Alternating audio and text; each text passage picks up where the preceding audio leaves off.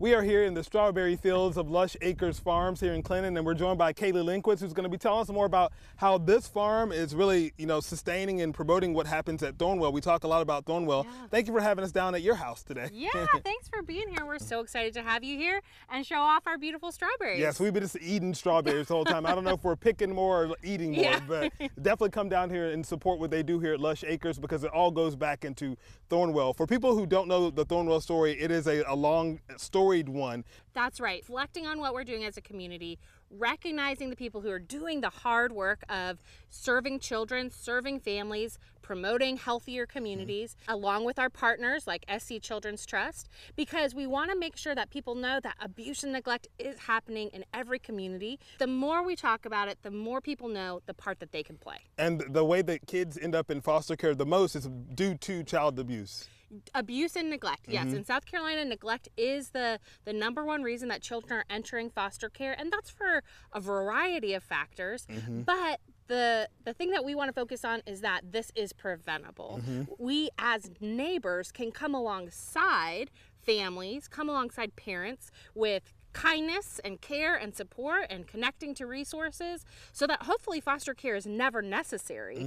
As a foster parent, I hope that phone stops ringing. Yeah. Because I hope that abuse and neglect never happens. Unfortunately, it is. And that's why you guys have all the resources to help people if they're interested in fostering, and the resources to eventually, hopefully, bring those families back together. That is always your goal. Yes. Number one, we never want abuse and neglect to happen. Number two, if foster care is necessary, we want families to feel supported, we want them to feel equipped, and we want those children and the families to thrive.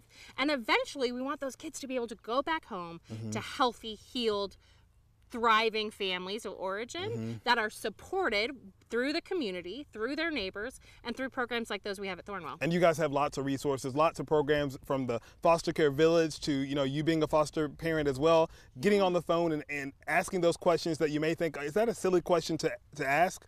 But really, you can ask it from someone who's been in it, who's doing it as well. So that's always good to be able to do that. The need for foster care families is really high in South Carolina. Always high. There's a big gap in the number of children in care and the number of licensed foster families. So South Carolina is looking at a gap of about 1,800 beds. We need that many new beds to meet the need of current children and youth in foster care.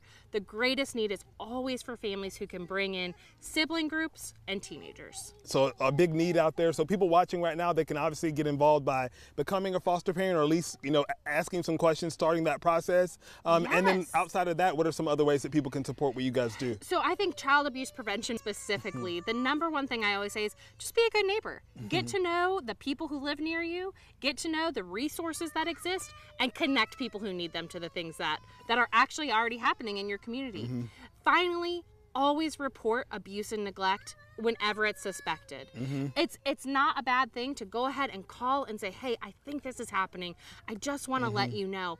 The state is going to investigate. It doesn't mean the kids are going to come into foster care, but if they do, we want to make sure there are enough foster homes to care and love them well. So if you see something, definitely say something to stop that from happening. They can always come here to Lush Acres Farms and support the farm store, take advantage of all those spring and summer activities. You guys have a fall festival in the fall as well, so it's always good to go online to the website and see all the programs that you guys offer. Exactly. Awesome. Thank you so much, Kaylee, for having us down. And we're going to go back to strawberry picking, but all the information to contact Lush Acre Farms and Thornwell is on your screen. We'll be sure to put that at our website, yourcarolina.tv.